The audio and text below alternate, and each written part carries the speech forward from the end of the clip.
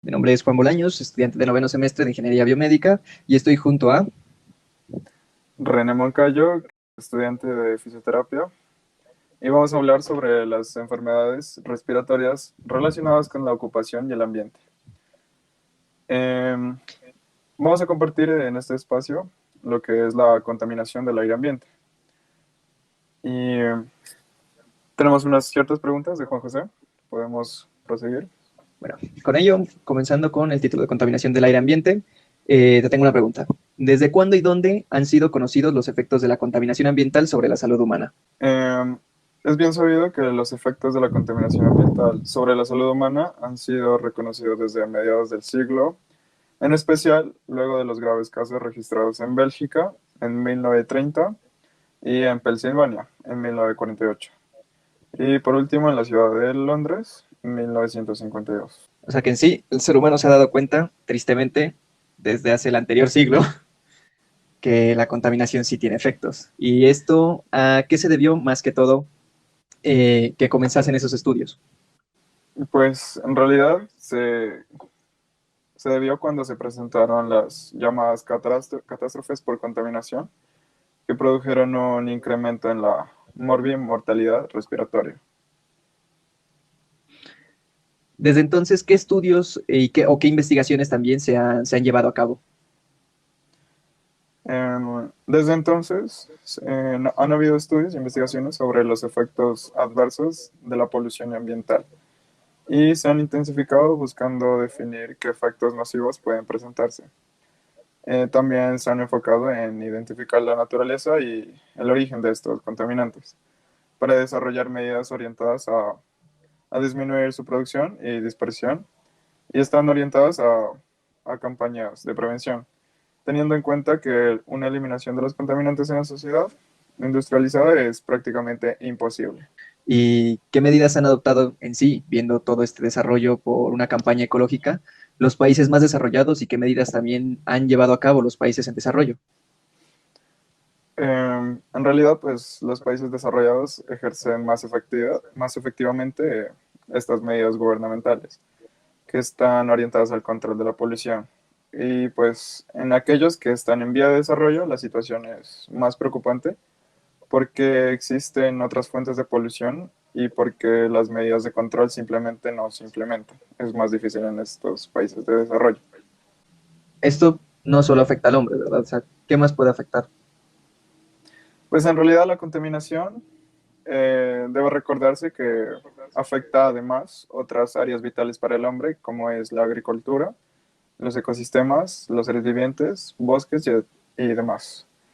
Y esto afecta directamente al hombre y no solamente al hombre. Bien, entrando en el tema que comenzamos con el título inicial, que es enfermedades respiratorias relacionadas con la ocupación y el ambiente, ¿cómo se define la contaminación de aire ambiente y cómo se constituye? En realidad se define como la presencia en el aire de sustancias naturales o producidas por la actividad del hombre, en cantidad y tiempo suficientes para ser nocivas. Un contaminante se constituye cuando gases o partículas alcanzan niveles superiores a los aceptados como normales. ¿Qué condiciones ambientales influyen? Pues ciertas condiciones ambientales favorecen o protegen contra el efecto tóxico de los contaminantes. Entre ellas encontramos la humedad, los vientos, la presión atmosférica, permanencia de nubes, estaciones, lluvias y demás. La presencia de un contaminante puede llegar a implicar o que se produzcan secundariamente efectos adversos y esas presencias, o sea, la presencia de contaminantes implica o no implica que se produzcan esos efectos secundarios adversos. La presencia de un contaminante no implica necesariamente que se produzca un efecto secundario. Por esto, la Sociedad Americana del Tórax ha definido como efecto adverso aquel cambio demostrado, fisiológico o patológico, que interfiera con la actividad normal o que produzca disfunción respiratoria progresiva o una enfermedad respiratoria permanente. ¿Para qué se debe determinar el tipo específico de daño causado y el contaminante como tal? En realidad se debe determinar el tipo específico de daño causado, el contaminante e idealmente la dosis recibida, generalmente para la salud respiratoria. La ruta de exposición es la inhalatoria y en la actualidad se consideran tres tipos de contaminación del aire ambiente.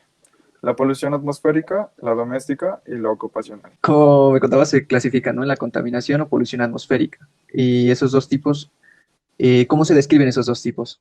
Pues estos se han descrito en dos tipos. El primero es llamado tradicional y se caracteriza por el clima de las ciudades como Londres y cuyos contaminantes principales son las partículas derivadas de la combustión de carbón y de hidrocarburos. Y alquitrán, humos negros y que tienen su mayor concentración en los meses de invierno. La otra clasificación es la contaminación fotoquímica y este es caracterizado el clima de ciudades como Los Ángeles y deriva principalmente de emisiones de hidrocarburos y combustibles de vehículos que incluyen el NO2, ozono y aldehídos que alcanzan su mayor expresión en los meses de verano. ¿Qué efectos son los demostrados por la exposición a la polución atmosférica? Hay dos tipos, a corto y a largo plazo. A corto se ha evidenciado un incremento de la morbilidad en pacientes bronquíticos y reducción temporal de la función pulmonar de personas, incluso sanas. Y a largo plazo, los efectos son frecuencia incrementada de infecciones respiratorias en niños, hay una prevalencia de síntomas respiratorios en niños y adultos, hay un aumento de la frecuencia de crisis asmáticas y morbilidad aumenta por bronquitis. ¿Qué es la contaminación o polución doméstica y a qué se asocia esa contaminación? El reconocimiento del ambiente doméstico contaminado viene de pocos años atrás, asociado a la crisis energética en los años 70, cuando se reintrodujo en las casas de habitaciones sistemas de calefacción, tales como cocinas de carbón, estufas de leña y calentadores de queroseno. Igualmente, con el conocimiento de los efectos de fumar involuntario. ¿Cuáles son las principales fuentes de contaminación de la contaminación o polución doméstica? Son productos de combustión como leña y cigarrillo, cocinas, calentadores, estufas. Son productos biológicos como alérgenos y agentes infecciosos y sistemas de calefacción y aire acondicionado. ¿Cuáles son los contaminantes implicados? Em, Son partículas de NO2 o de CO, agentes infecciosos, formaldehído y compuestos orgánicos volátiles, entre otros. De capital importancia es el humo de cigarrillo y este se considera como la mayor causa prevenible de morbimortalidad. Yendo con lo que venimos hablando de ciertos agentes domésticos, ¿cuáles son los efectos que causa el ser un fumador involuntario o fumar de forma involuntaria? Los efectos se reconocen en niños, un incremento de enfermedad respiratoria baja y reducción de la función pulmonar. En adultos se reconoce un riesgo aumentado de cáncer pulmonar sin clara asociación con otras enfermedades respiratorias. Hay un tema que también íbamos a tratar el día de hoy, que es la fibrosis por radiación y los temas de salud que vienen con esto. Sobre la fibrosis por radiación, ¿qué nos puedes decir? ¿Qué es y cuál es la dosis de RATS que produce una lesión por radiación? La fibrosis post-radiación es, en la actualidad, una complicación infrecuente de la radioterapia. Gracias al desarrollo tecnológico que ha permitido mejorar las características de los equipos utilizados para tal fin, en realidad lo que afecta es las unidades de dosis absorbida de radiación ionizante. Y las dosis totales menores de 2000 RATs no producen lesión, en tanto que dosis mayores de 4000 RATs tienen riesgo muy elevado. ¿Cuál es el mecanismo por el cual la radiación lesiona los sistemas biológicos? No han sido totalmente aclarados estos mecanismos, pero se han implicado mecanismos tóxicos e inflamatorios. La lesión compromete desde el nivel celular, la membrana, el ADN y las proteínas.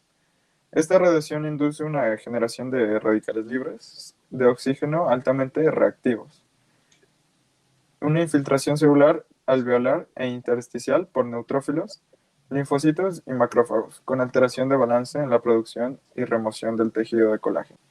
¿Cuál es la presentación clínica de estos casos? La presentación clínica se reconoce en los dos síndromes clínicos, la neumonitis y la fibrosis post-radiación. Casos de neumonitis han sido informados tan temprano como al cabo de 2 semanas de la radioterapia. Sin embargo, el tiempo usual de desarrollo es de 2 a 6 meses.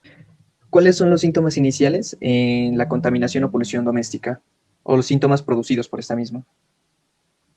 Los síntomas iniciales son la febrícula, disnea y tos no productiva. Y pueden encontrarse estertores y frote pleural. Los cambios dérmicos son visibles en la zona irradiada.